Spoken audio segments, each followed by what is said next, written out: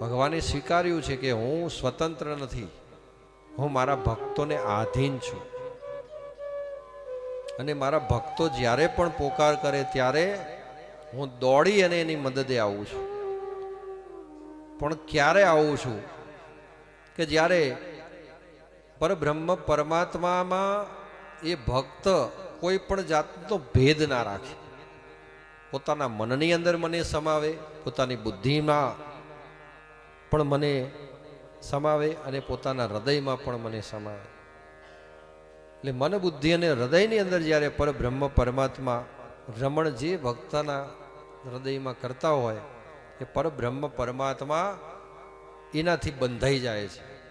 અને એનાથી બંધાઈ અને ભગવાન આ કળિયુગની અંદર પણ કામ કરે છે. તમે જુઓ કે મીરાબાઈ જે છે એમને શ્વાસોશ્વાસની અંદર ભગવાનને સમાવી દીધા, તો એમને આ કળિયુગની અંદર પણ મીરાબાઈ ઝેરનો કટોરો પી ગયા તો પણ એમને કંઈ થયું નહીં. ઝેરને અમૃત સમાન બનાવી દીધું. અને નરસિંહ મહેતા એમને તો તપેલી લઈ અને ઘી લેવા મોકલ્યા હોય છે ને એ તો ભજન કરવા બેસી જાય છે. અને એમને તો નાત જમાડવાની હોય છે ઘેર, તો બધું ભૂલીને એ તો ભજન કરવા બેસી ગયા. અને ઘરની કોઈ ચિંતા કરી નહીં, ભગવાનને ચિંતા થઈ કે આ નરસિંહ તો અહીં ભજન કરવા બેસી ગયો ને ઘેર નાત તેડી છે, તો આ બધાને જમાડશે કોણ? તો ભગવાન સ્વયં ત્યાં આવી જાય છે અને આખી નાત જે છે એને જમાડી દે છે. ત્યાં તો નરસિંહ પાછા આવે છે. નરસિંહને તો એમ થયું ઘેર જઈને બરાબરનો ઠપકો મળવાનો છે આજ તો. ત્યારે તો નરસિંહ મહેતા પાછા આવે છે તો ખબર પડે, બધા જમીન જતા હોય એટલે એમ કહે છે કે નરસિંહ મહેતા તમે તો ભારે કરી, નરસિંહ મહેતા તમે તો ભારે કરી. એટલે નરસિંહ મહેતા બિચારા આમ નીચું જોવે છે કે આ તો બધા બ્રાહ્મણો નારાજ થઈને જાય છે શું. ત્યારે ઘેર જાય છે ત્યારે ખબર પડે છે કે આખી જે નાત તેડાવી હોય છે તો ભગવાને જમાડી દીધી હોય છે.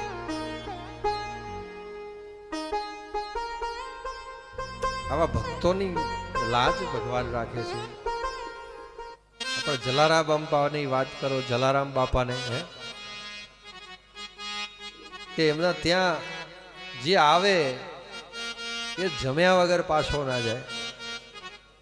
જલારામ બાપાએ ભગવાનની એવી સેવા કરી અને રામજીનું એટલું પ્રાગટ્ય થઈ ગયું અને અંતર ધ્યાનમાં ભગવાનને વસાવી દીધા. તો આજે જલારામ બાપાની સ્મૃતિ સ્વરૂપ આપણને ત્યાં જે અન્ન ભંડારો ચાલી રહ્યો છે ક્યાંથી આવે છે ને ક્યાં પૂરું થાય છે કોઈને ખબર પડતી નથી. વિચાર કરો આ કેવી ભગવાનની કૃપા છે. એવા ભગવાનને એમને પ્રાપ્ત કરી લીધા. આ ભક્તોની લાજ કળિયુગની અંદર પણ ભગવાન રાખે. એમના ચરિત્રનું ગુણાનુવાદ કરીએ તો એ ગુણાનુવાદ સાંભળીને આપણે એમ થાય કે કેવા ભગવાનના ભક્ત છે જલારામ બાપા. કેવી કેવી લીલાઓ જે છે એ ભગવાને કરી. અને જલારામ બાપાએ જે બધી લીલાઓ આખી જે એમની થઈ એની સ્મૃતિ કરીએ તો આપણને ખબર પડે કે જે ભક્ત છે ભગવાનને ધારણ કરી લે એ ભગવાન સમાન બની જાય છે. કેવી કેવી લાજ ભગવાન રાખે કે આજે જલારામ બાપાના એ કાર્યોને એ ભક્તિથી આખું કુળ તરી ગયું. જ્યાં પણ કોઈ પણ જગ્યાએ રઘુવંશી હોય અને જ્યાં પણ જમણવાર કરવાનો આવે તો એ પાછા ના પડે, તરત જ એમ કે ભાઈ ચલો અમારા તરફથી. અને આખા જગતને જમાડી રહ્યા છે. આજે એક રૂપિયો લેવાનો નહીં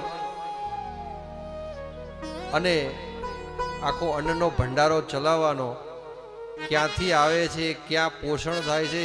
અને આપણે વિચારી કરીએ કે હજારો માણસ જમે છે તો જે સેવા આપે છે સેવાર્થી કેવા છે ભગવાનના, કે કેટલા વાગે ઉઠતા હશે, કેટલા વાગે રસોડું શરૂ કરતા હશે, કેટલા વાગે પૂર્ણ થાય અને પાછું સાંજનું રસોડું તૈયાર થઈ જાય.